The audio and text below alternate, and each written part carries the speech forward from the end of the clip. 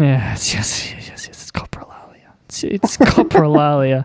It's Coprolalia. The podcast that says, well, if you had told us that a fucking minute ago. And I'm here with Giles. Hello. And this is a silly little podcast that we record every bloody week, I tell you. Yeah, except for 1 week in December. Back when we still had no listeners, so it doesn't matter. If you go back and look at our back catalogue, you'll notice there's a missing week.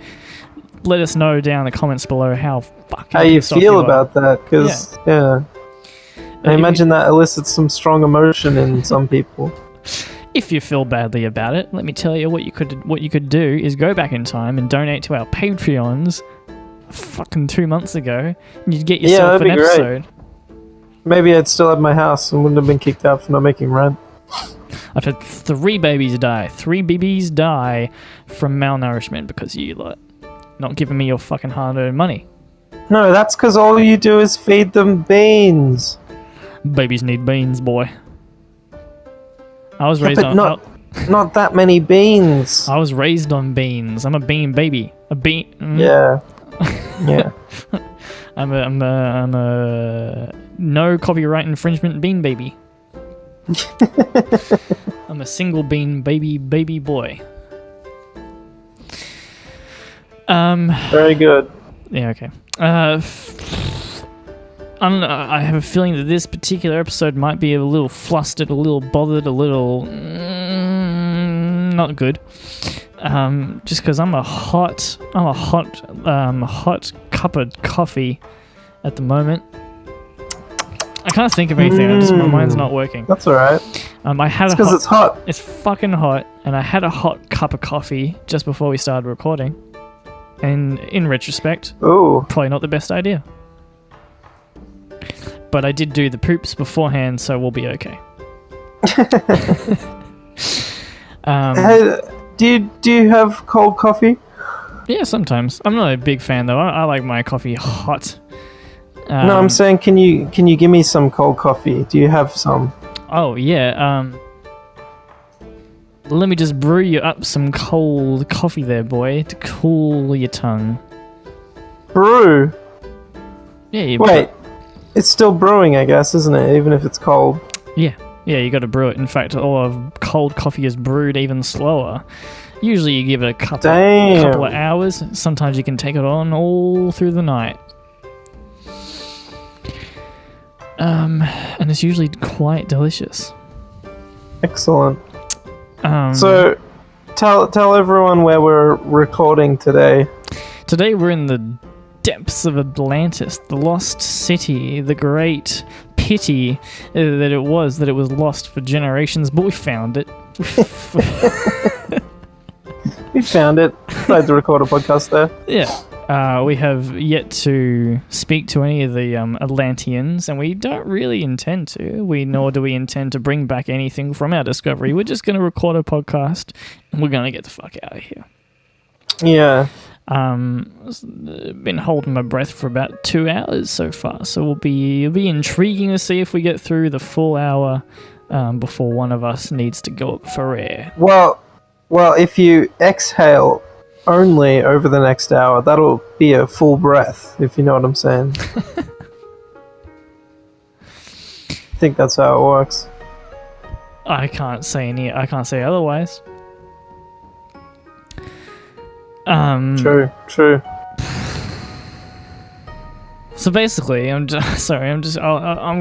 dive into our first little topic, and it's just me belly aching about Australia, because right now we're in the depths of Atlantis, but just before, only moments ago, when I was having my hot coffee, I was having it in my hot apartment up in hot Melbourne, and it just boggles my mind. You know humans, right? We've been around for a while, and one of the things that we love to do, it's probably the thing we do the most besides walk around and fuck each other, both physically and Wait, no, I mean literally and also violently. Anyway, is build houses. We like to build. Jesus. We like to build houses, yeah. Yeah. Yeah, we love to build little shelters. It makes us feel safe and makes us feel like we have our own little world, our own little bubble within the cosmic void. It is safe. It does make us safe. In relation to if you were in a tornado or in a sea or in a alligator's belly, you're probably more safe in a house. Anyway, Australians have just, I don't know how they couldn't work it out, but it seems like only in the last 10 years, and even then it's still not that common, to build your house with proper insulation. Even though it gets fucked up cold and fucked up hot, mostly fucked up hot. Yeah. And it's just absolutely absurd to me. People have been working out how to insulate their houses and make them cool for a long time. People you just make a big, thick, old mud house, and you can sit in there in a t-shirt and go, ooh, cozy. Yes. I find it's easier to warm yourself up than it is to cool yourself down. Oh, for sure. For sure. That's why I fucking hate summer. I reckon if I was building my own house, I'd build two bedrooms and 2 lounge rooms. Same kitchen, but one of the bedrooms is designed for winter and one of them is designed for summer. No, if you design, if you insulate a house properly, then that's just then it survives all year round. That's the whole point. Oh. Is it retains whatever temperature you put inside it, I guess. So if you cool it down, your boy stays cool. If you heat it up, oh mama, you got yourself a toasty toast town. Yeah, but what if most of the walls were like slidable or something like that? So in summer I can just leave it all open. No, that's not necessarily what you want. Be kind of cool though. That's actually pretty. I quite like that idea. That in all the walls, it's like those old Japanese kind of houses you see where everything is like screen. Totally. What do you call it? Like rice paper walls. Yeah. Yeah. So I'm thinking of rice paper walls. Or am I thinking? I think you are. Yeah. Yeah. It's a total thing. That's fucking sick. Yeah. If you can slide the whole thing around, booyakasha. And if you become starving because you're too poor, you can just boil up some walls. Are they actually made? Make a nice meal for yourself.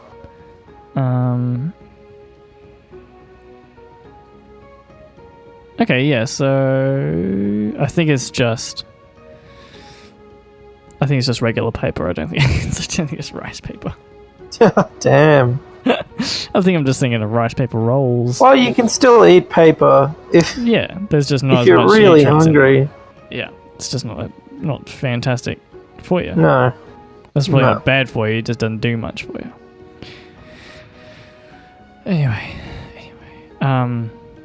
So that basically that's the reason I'm all flustered and my mind's not functioning. So I don't know how much more I've got to talk about.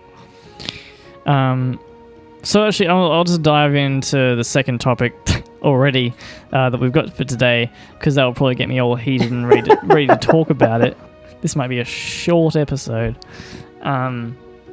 Is insanely poor game design, both by small companies and giant companies.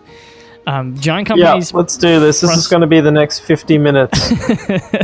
This frustrates me quite a lot more with bigger developers and like actual corporate developers, because these are, generally speaking, these people who have had a career in game design. They've gotten to this point by putting in the hours and also studying a lot of the time to be a game developer, and they still make such fucking inept decisions. You get poached, right? You get taken from the uni by EA or someone, and then they get you making a game that you don't actually have any creative control over. So it's just a job to you. Yeah.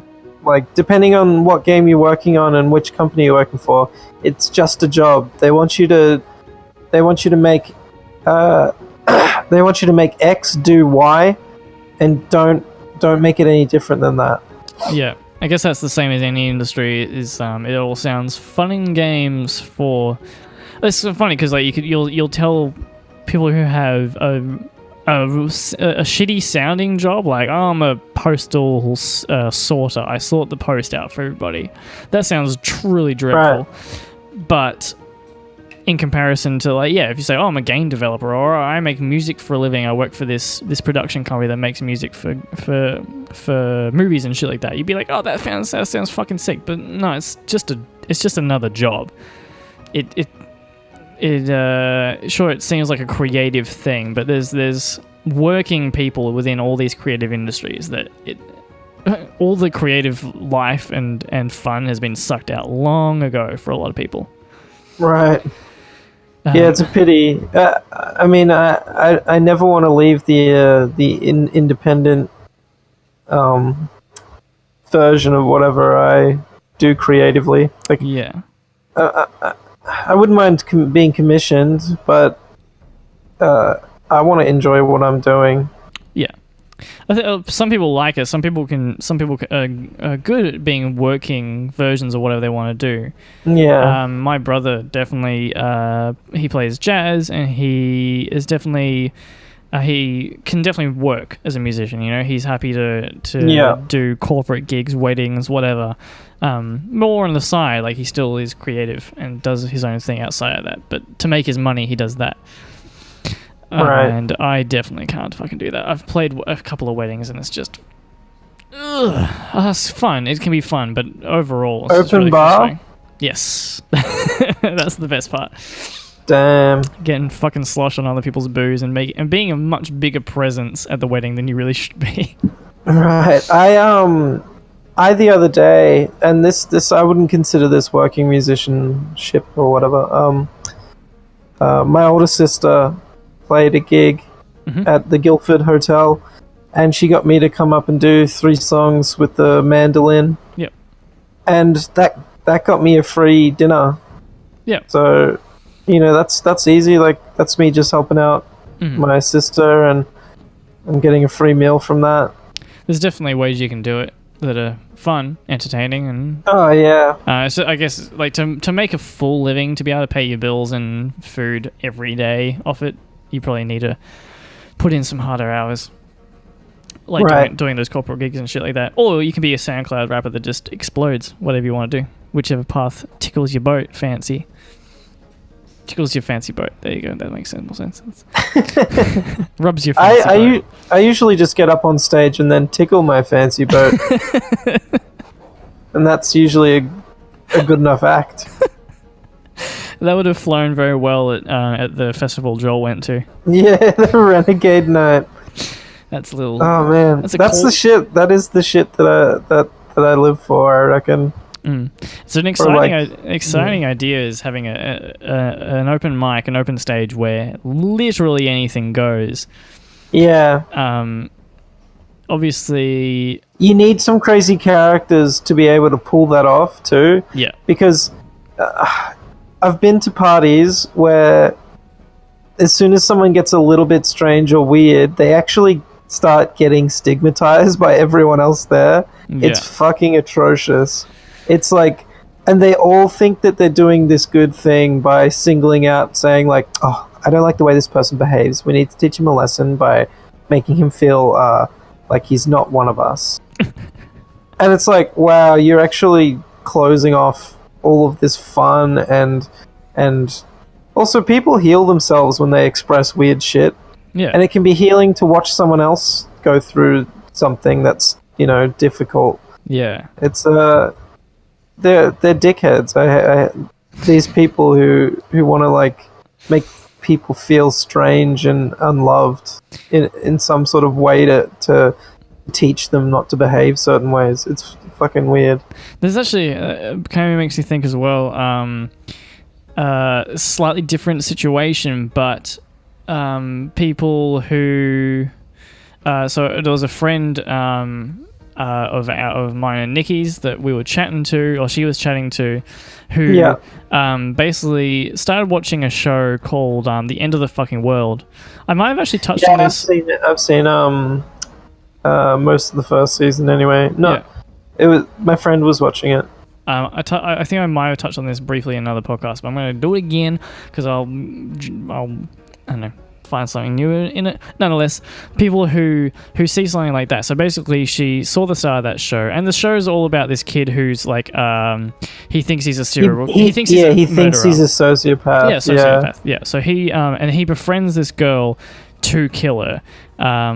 And then the show is obviously about them and their bond and see what happens with that premise. Really good show. It's on Netflix. On Wednesdays on Netflix. Absolutely not a sponsor, by the way. Yeah, no one's going to sponsor this show for a good long Well, while. actually, I'm going to write up a little something. I'm going to tweet to Netflix right now. Yeah, do it. Also, tweet to TechDecks, because I'd like to be sponsored by TechDecks, because I want a couple of TechDecks for myself.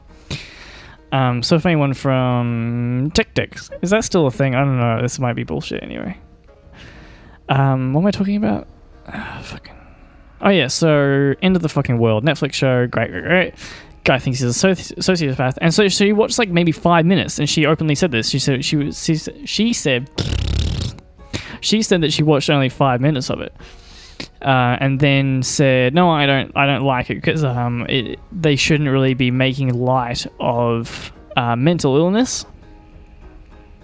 Right. So just portraying it at all is making light of it. Yeah, exactly. Well, that's what she was saying. I guess she could have just said she didn't like it. That would have been a lot more reasonable. But anyway, that's an absurd example, but it does bring to mind other situations where people will like, oh, I don't watch BoJack Horseman because it's too sad, or I don't watch what's another good show? Maybe Breaking Bad's actually a good example. Like who would want to watch these kind of shows that illustrate the worst parts of humanity and like show these bad people doing bad things? Right. Who wants to watch that shit?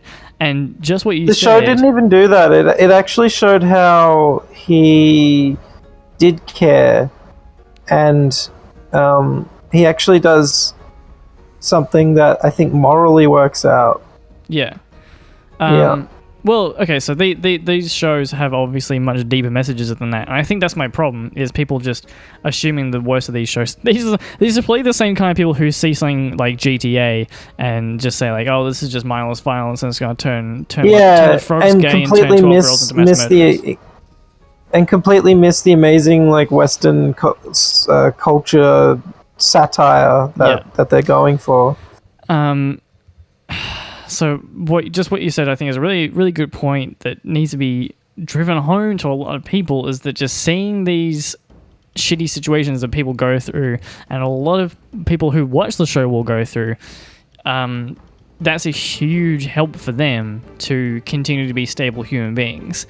And in my own example is obviously I've never been I haven't abused any substances to the level that BoJack Horseman has. Yeah. However, I have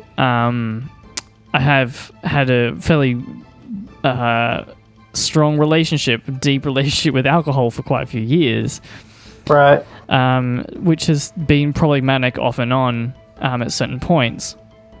Seeing BoJack Horseman, I actually can see a lot of myself in BoJack Horseman, as in like that's kind of the extent it could go if I let myself go completely off the rails. Obviously, he's got fame and other shit and money and shit like that, but the abuse and the self-destructive nature, I can picture myself doing that kind of shit. But it doesn't make me sad. It doesn't make me like feel like I'm a bad person. I just see it and go like, it makes it a bit more absurd to me, but also shows the kind of reality of it. So it enables me to predict or notice a much earlier stage when I'm being dramatic or when I'm not taking enough control, and I'll pull myself back a lot easier. Oh, totally. In fact, if you can make self-destruction into a cliche, there's people out there who are just going to go, nah, I don't want to be a fucking cliche. Yeah.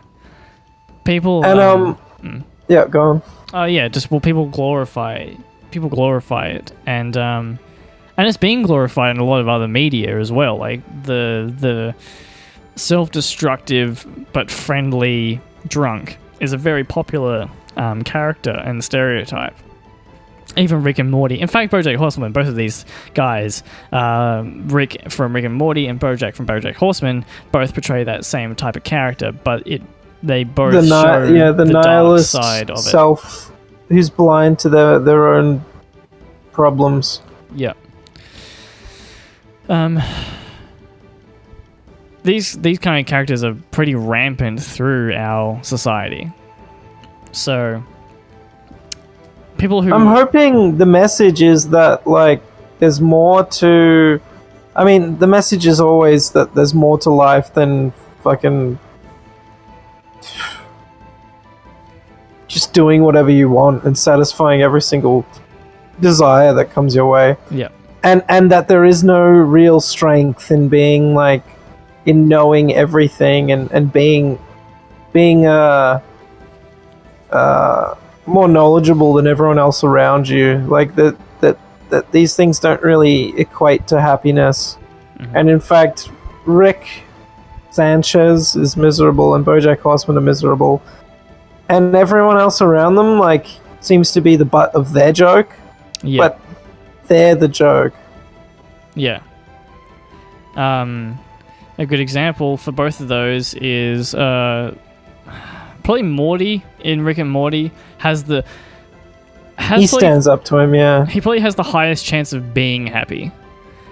He obviously he's dealing with a lot of external forces that make his life miserable, mainly Rick, but he probably has the highest chance within himself of being happy.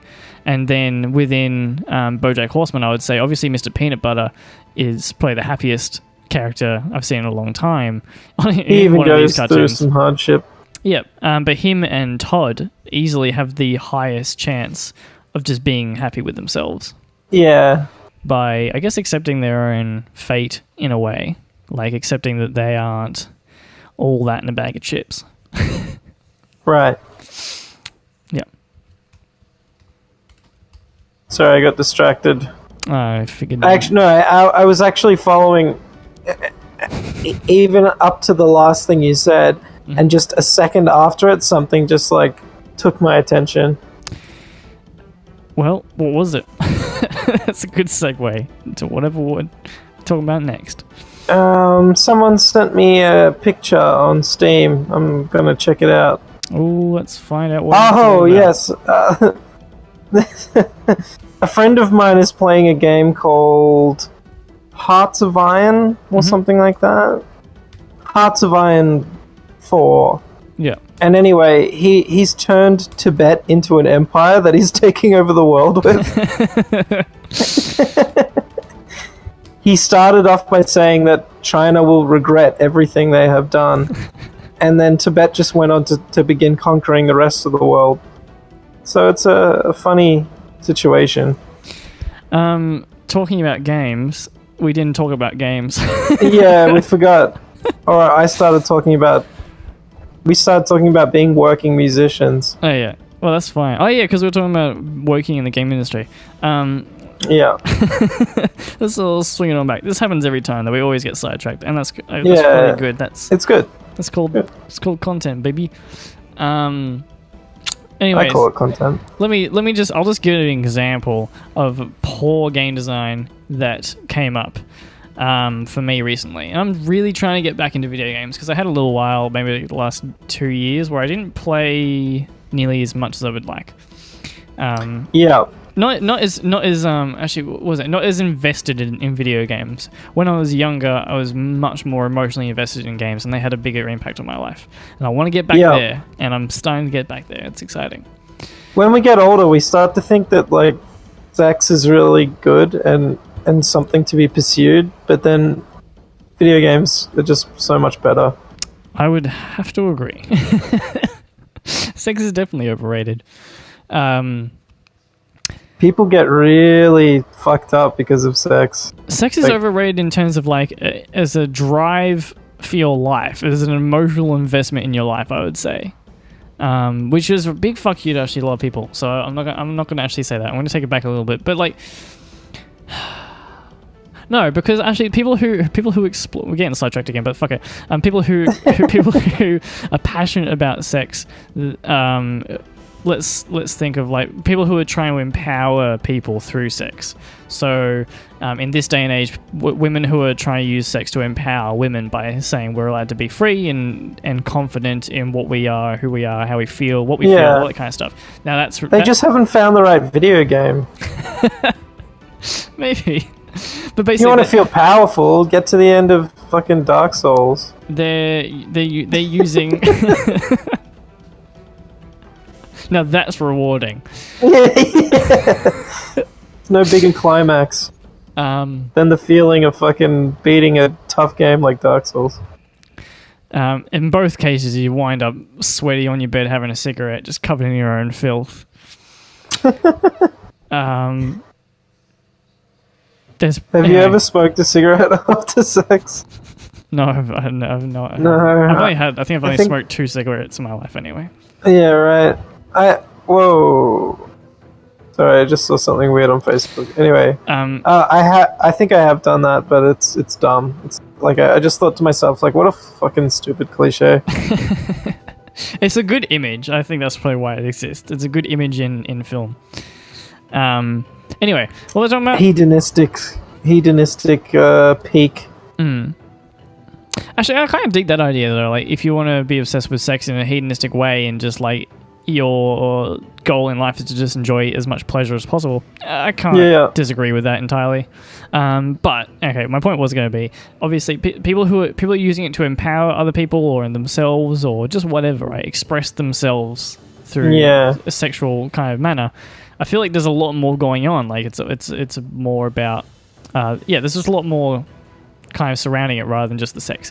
But there's a lot of people out there, like probably more commonly guys, I guess, who are just totally obsessed with just the quick, immediate gratification that is sex. And I find to the point where the way they dress, the way they talk, the jokes they make, it's all influenced by the pursuit of sex. Yeah. I think that's sort of stupid, to be honest. Yeah, absolutely. And in fact, it's probably what makes men into disgusting animals. Oh, for sure. For sure.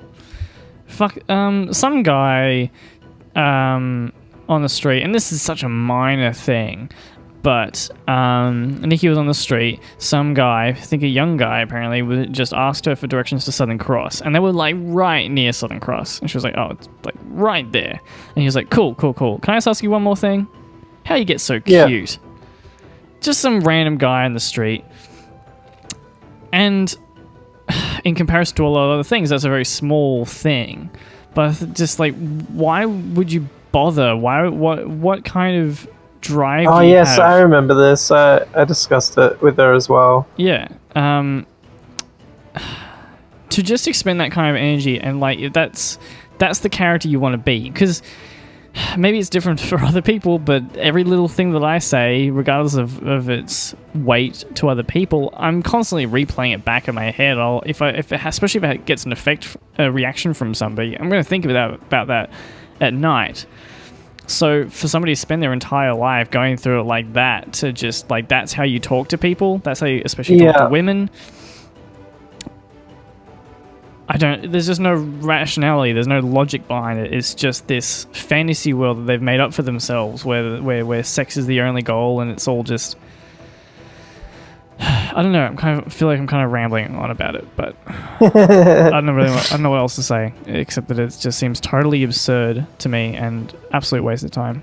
Yeah, totally. Yeah, and just damaging, dangerous. I'm not done with it, but I'm not going to carve myself into a fuckboy so that it's a commodity for me to use. I don't know. It comes around anyway. Like these situations with people who you find attractive and whatever, they'll just happen anyway naturally if you just act like a fucking human being. Yeah. Especially if you're a more genuine version of yourself. Mm-hmm. Although, I mean, I go through periods where I'm actually like... So there are lots of very good sides to feminism. Mm-hmm. There are also lots of very negative, toxic, damaging, for sure. spiteful, witch hunting, bad sides of it, and I'm not about to become a men's rights activist or anything, but there are times when I become quite frustrated and then just go, well, you know what, you guys aren't so perfect either, and I feel the same way that a lot of women redefine themselves without men. I feel like I do the same thing without women. Yeah. I go through periods of time where, like, I think they're brilliant, amazing creatures, and sometimes when I think they're just playing a game with me. I guess just if we're talking about the movements, because obviously there's just so many different levels and sects of everything. Sects, I mean, Yeah, you know what I'm talking about. Sects. Groups and Sects. You know what I'm talking about.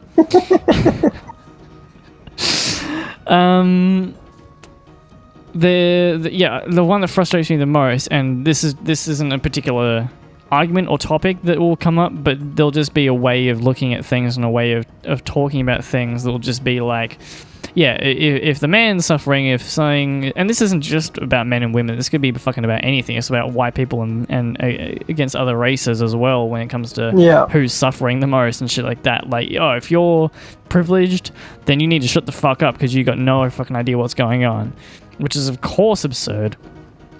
And there's what was I reading about? I was reading about a law. I can't remember where it was. I think it was in the UK where there was a law passed. And it was maybe a little while ago, but it was just about like disputes in the home, domestic disputes and stuff like that.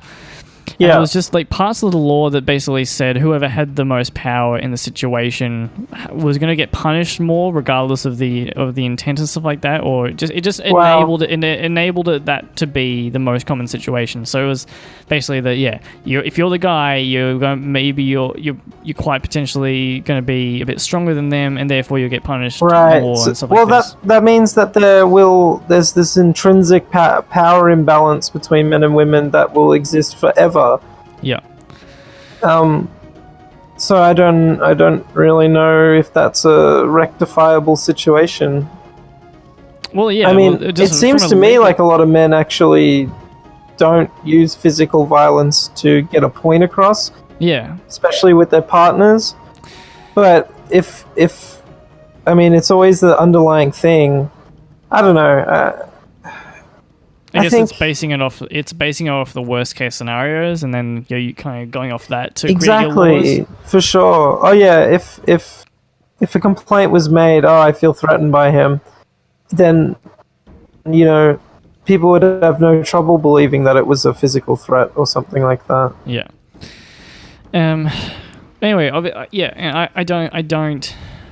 I'm not the kind of person to jump down the throats of feminism just for the sake of it. Yes, that's why I did want to press that it's not all bad. It's not rotten to the core at all. Yeah, but that's the problem for me is there's a lot of really shitty feminists, but I've just watched a lot of YouTube content that is anti-feminist.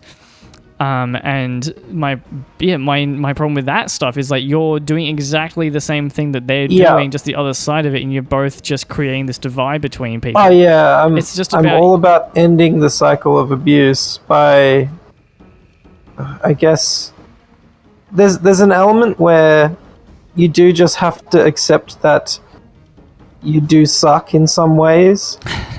Yeah. Like, as a man, yes, like our gender has committed a lot of just terrible power tyrannies. Yeah. We're tyrannical at times. I totally accept that, and also when I see that in myself, I try and stop it. So that's a thing that I learn from women talking about their experiences with other men, because we are quite similar in a lot of ways. Yeah. It's like men don't differ greatly between man sometimes. So some people are really fucking different. I'll give them that. I don't know where I'm going with that. I agree with you. I wouldn't become someone who any level of extremism, whether it's anti-feminism or pro-feminism, you're probably sensationalizing it in your head because you're trying to create entertainment, and I think people forget that they actually turn themselves into entertainers when they become extremists. Yeah, totally.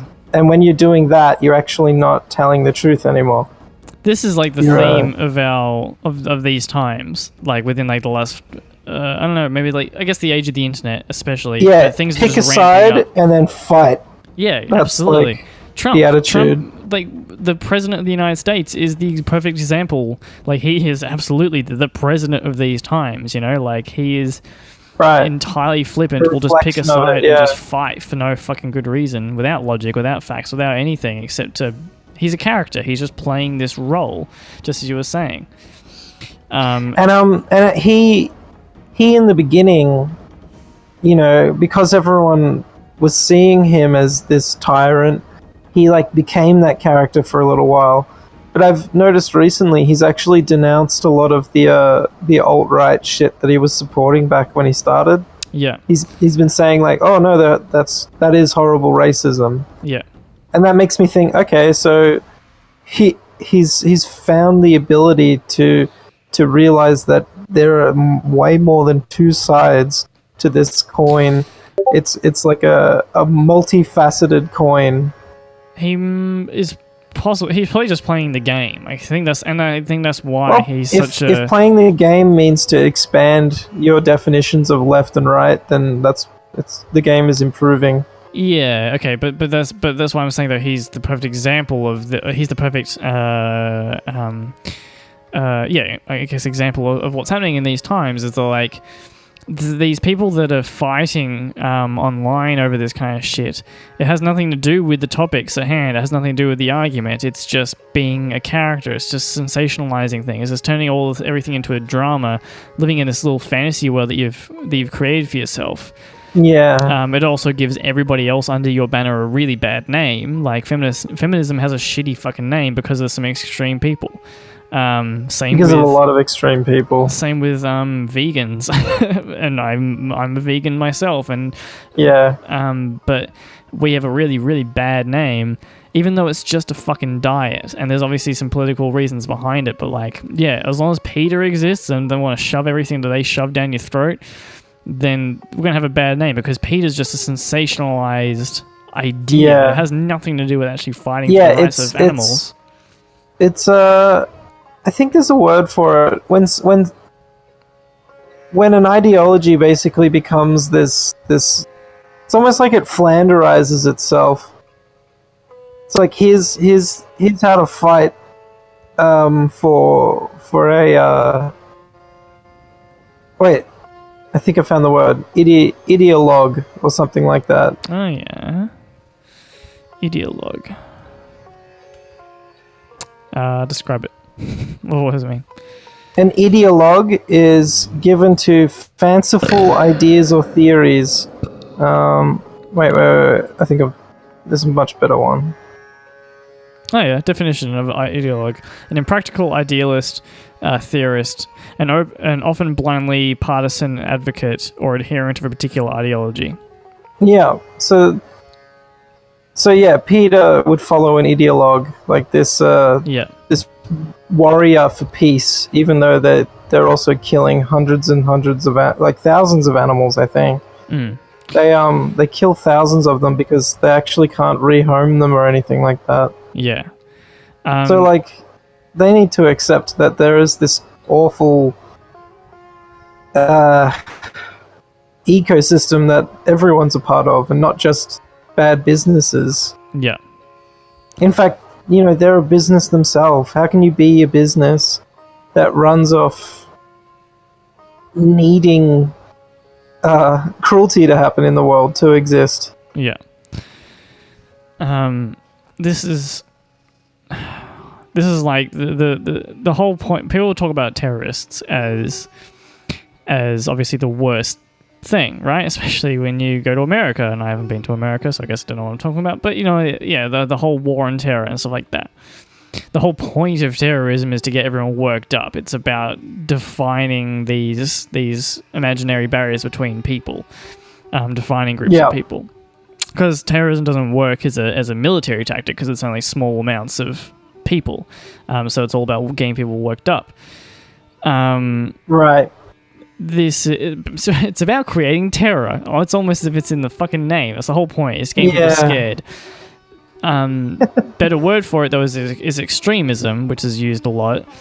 Extremism is rampant through all of society though, and that's the most terrifying. I think things like Peter, though Peter is there's less violence involved, in terms of the health of the public, is probably just as damaging, and now that's a huge fucking claim to make. Also, I'm just talking about the Western world. I'm not talking about terrorism in the media countries. Narrative that's placed on terrorism, it can be just as damaging. I would agree with you there. In fact, that's the whole point. That means they've won. Like that's the terrorists won. If they win, if the news is non-stop coverage of terrorist acts, that means it was a successful terrorist act. Jesus. So that's what I think of the game industry anyway. Just my 127 kilobytes. Yeah, nice. Or whatever it was. It's Gamergate all over again. Yeah. Apparently it's a conversation about video games, but it's really a comment on feminism and the state of feminism. Let's go back to video games, though. I would like you to choose a game that you were most disappointed by. Oh, fuck. All right, here we bloody go. You want to tell me which one? And because of poor either game business choices or design choices. Yeah. Okay, done. Motherfucking Fallout 4. And this is actually potentially an unpopular opinion among some people, because people love Fallout 4. People love Fallout 3. People love Fallout New Vegas. No, I like Fallout New Vegas a lot.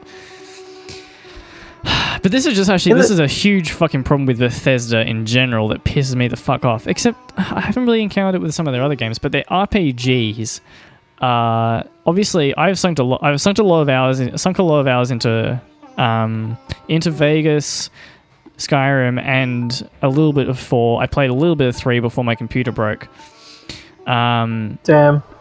And all of them are obviously technologically kind of bullshit, kind of giant steaming piles of garbage in terms of they look like shit for their time, they run like shit for their time, because they're running on a ridiculously old engine, and they're just buggy as all hell. And it blows my mind that it just kind of gets accepted because, like, it's a Bethesda game. Look at all these funny Bethesda bugs. Aren't they hilarious? I'm like, well, but there's so much money being poured into these motherfucking games. The fact that they can't play test them properly, the fact they can't bug fix, it's just that they don't. They can. Obviously they can, because they have all the money in the world. They know as soon as they slap their Bethesda logo and say, hey, it's a new Skyrim game, everyone's going to buy it. If they put out a new Fallout game, everybody's going to buy it. They're going to make so much money. As much money as you can make on a single-player game, they're going to make it. So they know that they can afford to fix their shit, but they just fucking don't. Yeah. Anyway, okay, so Bethesda gets away with a lot, but Fallout 4 just really fucking shits me because they double down on the action-adventure aspect, which I don't inherently hate, because it would be pretty exciting to just have an action-adventure game running through the Fallout wasteland. That's exciting. And seeing all the amazing monuments, fighting enemies, finding cool armor and guns, that's great. But it's still a Bethesda game, RPG running on the same fucking engine. So the combat is basically, especially for this time, the combat is really fucking dull and boring. The shooting is just not fun in comparison to a lot of other shooters out in this time. And there's so much I could go on. Do it. People have been Basically- wanting to hear this for a They've long heard it, time. and these are ideas that I've gotten from other people as well. But I played Fallout 1 and 2 so much when I was younger, and I loved the fuck out of those games because they were just pure RPGs, some of the best RPGs made of ever, I would have to dare say. I don't hate the idea that Bethesda would take it in a new direction. It's their own game now, and they're not going to... I don't want them to just keep making 1 and 2 over and over again. But I think if they're going to strip away so much of the RPG elements, which they did, it's not really an RPG. It's more of an action and adventure game. Right. If they're going to strip, because the talking, the dialogue is garbage. You don't really have much option there. You can't actually play a character as much. You either have the option of being the good guy or a sarcastic guy. I found voicing the main character to be annoying because it does force you into a certain character. Absolutely. I mean, when I was playing it, you're meant to go and find your kid Sean. Mm-hmm. I didn't give a fuck about that kid. No, of course not. I was like, no, don't force me to empathize with a fake wife and fake child. Just fuck off. Like, that's not me at all. Like, maybe if I actually had a kid, it would have some sort of emotional weight, but it didn't. Because there are very games, much unwedded. There are games. There are games that do it. Here's another post-apocalyptic game. I haven't played it, but I've heard just so many amazing things about it.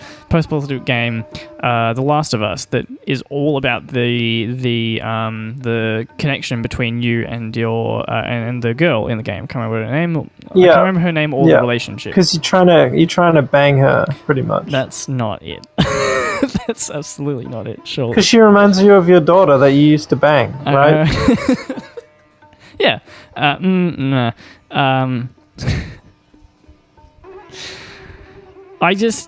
So I think Fallout 4 is really a good example of it's like a Marvel movie, and it's trying to please too many people. It's shit. It's trying to please too many people. It's trying to be too many things. It's trying to be the biggest motherfucking thing that couldn't be. But by doing that, it doesn't focus heavily enough on any of the elements that actually could make it enjoyable. Yeah. If you just made a really, really solid RPG that had shit combat, it would still be so much fucking fun because it's a proper RPG set in the Fallout universe. If that's not not what you want to do with the game, then that's also fine. If you want to make a story-driven action role-playing game, then do that. Make the gameplay fun as hell and a storyline that's actually decent, and actually have us get invested in the characters. And don't pretend you're an RPG. That's all. That's what pissed me off about it, because I love the RPG elements of the earlier games. If they don't want to do it, all fucking power to them. But just stick to your guns. Literally, get the gunplay better. Fucking make the gunplay fun. Jesus fucking Christ. Also, they give you power armor in like the first 30 fucking seconds, which is ridiculous. Just totally pointless. That was the problem, is I spent all this time playing the game, and then by the end of it, I only sunk maybe 30 or so hours into the game, but I was like, I have 8 sets of power armor? What the absolute fuck is the point of having 8 sets of power armor? I can't use 8 sets of power armor. But also, they're supposed to be... Oh yeah, like, I've got tons of power armor as well, that's the final thing you get in any other game. Any of the other Fallout games, you're like, holy shit, I've got fucking power armor now. And now we're really getting into some heavy shit. Now I'm going to go fight hordes of super mutants, because now might be able to survive. But now, you just get in your first 30 minutes, and like, oh, they run on power supplies, so you need to go get some power supplies. But power supplies are fucking everywhere, anyway. So... Fuck me. Getting heated. It's already, this is good. Hot. You can finally put it to rest. Yeah. Maybe Bethesda's out there and can hear us too. Bethesda, just... I know you just want to make a shooter, so just do that. Just make a story-driven shooting... They did! Fallout game. They did the fucking... Wolfenstein games. Yeah, that's okay. There's a good example though. They can make a shooter. They know how to make a shooter because Wolfenstein's amazing. Wolfenstein is one of the few first-person shooters in this day and age. No, it got me excited for games again. That one and Doom. Like, I have a huge love for first-person shooters now. Single-player ones, story-driven single-player ones, based like because of like Doom and Wolfenstein. Even though Doom's like story is a bit like in the background, which is fine. That works perfectly for the game. But just fun, good, fun, solid shooters, fun. Anyway, so fuck Bethesda. Hire some goddamn playtesters. Like, how fucking hard is that? Get 20 people for a day to play your game, and just fix the shit that they find. I'm sure they do actually have playtesters, but obviously they do. But I reckon like their focus groups would come from the wrong spot or something like that. Yeah. They released Fallout 4 VR recently. And apparently I read some really good reviews of it. Like people really had some of the most fun. This one guy I watched said some of his most memorable moments from any game ever is in Fallout 4 VR. But when it was launched on day one, it was broken. And the way it was broken was that it was forced to, it forced your headset to run at the same resolution as your monitor, as your screen monitor. But your headset needs like double the resolution to look good in your eyes. Right. And that the only logical explanation for that would be that they didn't play test that release properly. Like they must have been playing it on 4K monitors with a headset attached or something like that. What other excuse would there be? How could they not play test it on they have to play test it on a potato. That's the point. Is you stick you put it into a floppy disk, you download the game onto 27 floppy disks and you install it onto a potato and see if it will run. And you go, "Oh, no surprise, it doesn't run in this potato. Guess chop her up. We're going to have some chips, boys, while we play test it on our 4K monitor now." But now we know that if someone tries to run on a potato. Yeah. But they didn't do that. They just ran it on their 4K monitors. Yeah. Fuckers. No, I get you. Fucking. Alright. Ooh. Fallout. I'm writing my fucking notes because there's gonna be there'll be a look below in the comment section for my Fallout 4 essay as well as coming out. Oh, nice. That's a good idea. Leave an essay in the comments. Yeah, I'm not going to do that. If you have some opinions on Fallout 4, leave your comments in the comment section. All right, Giles, my rant's over. What's a game that really pissed you off? Bad game design. We've got 8 minutes left on this podcast, by the way. So. From a business perspective, I bought, and I will never buy a game from Ubisoft again. Probably. I bought Assassin's Creed Origins. Yep. Digital, deluxe, whatever version. Yeah. I spent the extra $20 because I thought it would come with the DLC. Yeah. It didn't. The deluxe edition, the extra $20 I spent, gave me an outfit, a sword, and a camel, or something like that. And that's it. I felt so tricked. Yeah. And that was the point of it, because they still want you to buy the DLC. They want you to spend like another $40. Yeah. And I'm just so done with that style of marketing. I'm so fucking done with it. Yep. I don't like feeling fucking tricked into spending more money on something that I didn't even want to spend that much money on. Yeah. And then my computer just fucking didn't work that well. Doesn't work anymore very well. So, which one was this? Assassin's Creed? Which one? Origins. It's the latest one. Yep. It's set in Egypt. And I really liked what I did play of it. It's just that they really fucked me over. And I should have refunded it, to be honest. This is the AAA gaming industry all over at the moment. So okay, let me have a look here. So we got the gold edition. What does the gold edition have? Does it even actually say in here? No. So you got the deluxe edition. Yeah, let me find the edition that I got. It's not really showing me what the fuck it's actually got in it, which is annoying. No. Okay, what... This is... and again, this is what we're talking about with... Also, Marvel films was a good example, I think. It's just focus group tested money-making... The product is not what they're trying to... It's not the focus, basically. The actual...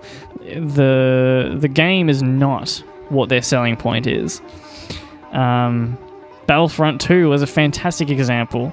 Battlefront 1 was a really good example because it's not about they're not selling you on the game. They're selling you on the idea of this game. They're selling you on the idea of the concept, the Star Wars logo at the start, Yeah. And then they chop it up so they can make as much money off you as possible. Anyway, I guess we should just start wrapping it up. Everybody out there, though. First of all, go watch Jim Sterling. Go watch the Jimquisition, because that's where I got a lot of my news about gaming from. Because I don't have enough money to play all these AAA titles a lot of the time. Go and watch him, and then never buy a Ubisoft game ever again. Yeah. Try not to buy an EA game ever again. Preferably pirate Bethesda games while you're at it. What else you got? Support indie developers, yo. Unless they're scumbags, don't support them. Just stop spending money on bullshit. Stop buying microtransactions. Stop fucking putting up with this shit. They're only doing it because they keep making all the fucking money. You'd have games back the way they were. And I don't want to be one of those guys like, oh man, back in my day, games were so good. Games were the best. Games have only gotten better to a degree. There's a lot more options. There's a lot more... The indie scene, obviously, is just the biggest win for gaming potentially ever. Yeah. Since the Nintendo 64. It's an example of where the small guy can actually fucking stick a big cock in the throat of the larger company. Yeah. I guess and this is the same with the music industry as well, which was something I was looking at being part of for a long time. Is music publishers just fucking over artists and pouring they make all the money in the world, and just people hate pop music, and this is mostly the reason is for giant corporations. Once the giant corporation gets a hand on your content, or if it's a game, or if it's music, if it's a film, if it's fucking whatever, then it's just something to sell. It's just a product to sell, and it's not about the media anymore. It's not about the art. That said, I've enjoyed a lot of AAA titles, so I don't know what my message is. My message is just play test your goddamn games and fix that shit up. If you're going to spend $80 on a game in Australia, for a new Fallout game comes out, that's going to be $100 for us. If you got a new Skyrim game, $100. New Assassin's Creed, that's $100. A new Skyrim, fuck. Huh? Just the amount of times that Skyrim has been released is just blowing my mind. If I go to Skyrim right now, it's still $40, and that's... I've got Skyrim on Xbox 360. I've got Skyrim on Steam. I've got the Skyrim Special Edition on Steam. Yeah. Skyrim's coming out for the Switch. Yeah. It just came out in VR for PlayStation. Fucking just stop, Bethesda, stop. Make a new game and fix it before you release it. And finish it. Yeah, just finish it, motherfuckers. You're gonna make every fucking dollar. All right. Anyway, we got. Read your letter, and then we'll end. All right, we got a couple of letters to read, and then that's it. So this is gonna be a little bit longer one for y'all. Okay. Let me just. Here we go. Just open up a letter and read it. That's this segment. It's called opening letters and reading them. Yeah. Hello, Rye. I'm Rye. I am a refugee. That's me saying that to you. That's not in the letter. I am a refugee from Caspia. I don't know where that is. I'll Google it later. Who listens to your podcast via two baked bean cans laid together with tinsel? That's a step down from a potato. I forgot we were even sending out Coprolalia on floppy disks, but apparently we are. If it runs on baked bean, never mind. Go on. Okay, I have a question. How does Australia treat refugees? Oh, fuck me. Not good. I will be there in 2 weeks. So excited. From Scott Ripper. I doubt his name is Scott Ripper. I get that people dumb down their names, like people who come into work. I'll answer his question in a second, but people who come into work who clearly have non-Western originated names, some people will dumb them down, or just say like, my name's. It's the way they say it. It's like, oh, Jack will do, or something like that, or Tom will do. Yeah. It's like, no, I've experienced that too. Yeah.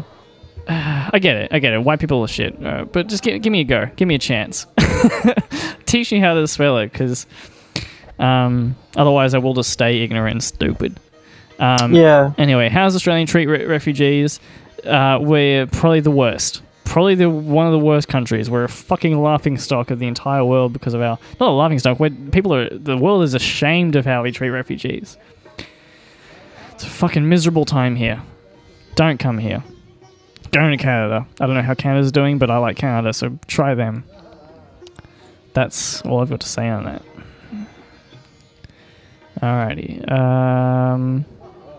Yep. All right. I think Giles got a letter, and then I'll read one out, and then we'll call it a day for Coprolalia. Coprolalia. Couple of cockatoo Coprolalia. Sorry, just gotta yawn.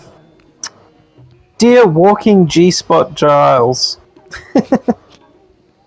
I write to you again to ask a question from one of my students. Wow, these people are obsessed with me.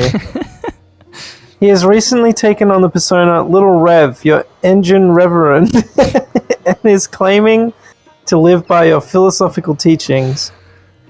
His following among the other students is growing steadily, and I'm both excited and wary to see where this goes. I say encourage him. His question is, Daticus Boetus the Old, perhaps to many is simply an image of great absurdity, but do you believe these sacred conjurings of the collective human mind are heralding a new age of philosophy and self-discovery? Wow. Wow. Thanks again, EFG. Yours faithfully, Ms. Anderson. And Daticus Boyatus? Daticus Boyatus. Yeah, that's what it says on the bottom. Alright, well, anyway, answer his question, boy. what we got?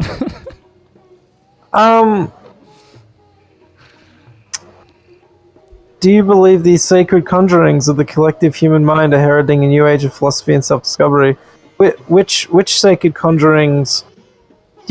I think I have experienced one, but have you experienced one, Rai? A sacred conjuring of the collective human mind? I'm trying to think what he's talking about. The only kind of thing I can think of would be like meme culture at the moment. Definitely reflections of the collective human sort of sense of humor, which, I mean, sense of humor is an incredibly vast thing and can span pretty much all culture. I'm gonna say yes. I reckon the meme culture and everything like that, it's definitely shifting people's perspective to philosophy, and there's a lot of self-discovery focused memes. But also just the general culture of the internet is becoming aware of like humanity, I think. It's when you have so much history to refer to, you actually start to see patterns that you might not have otherwise. And I think it's pretty clear to us that we are in some sort of a loop of history repeating itself, Yeah. falling onto the same flaws, ending up in the same wars, and being unable to ease the differences between religions and things like that. And I think a lot of us are laughing happily on the outside of that silly cycle, and a lot of others are watching it happen, taking part in it, and the generations that are laughing and find the absurdity in all of it are probably still pretty young, and we're all going to be like we're all going to be kind of the controlling generations within like the next 2 or 3. I can't wait till over the next generations as we raise kids and get into political power and stuff like that. Things will hopefully things will change to a degree. As long as EA gets taken down at some point, otherwise EA is going to fuck it up for all of us. I mean, if we get in charge of EA, we might be able to do some good things. Well, we'll make Battlefront 2 somewhat decent again. Yeah. Make a good Make Star Wars Battlefront 2 great again. There's your hashtag. Hashtag that up for us, boys out there, or your little boys and little girls. Make that popular. Printed on a hat that was very cheaply made By small Chinese boys. Political statements are being made. It's too... Okay. It's too hot. I'm fucking out. I'm fucking off. This has been Coprolalia, your favorite podcast.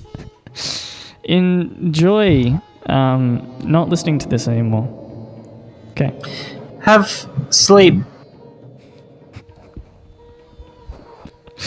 Yeah, alright. Bye-bye. Bye.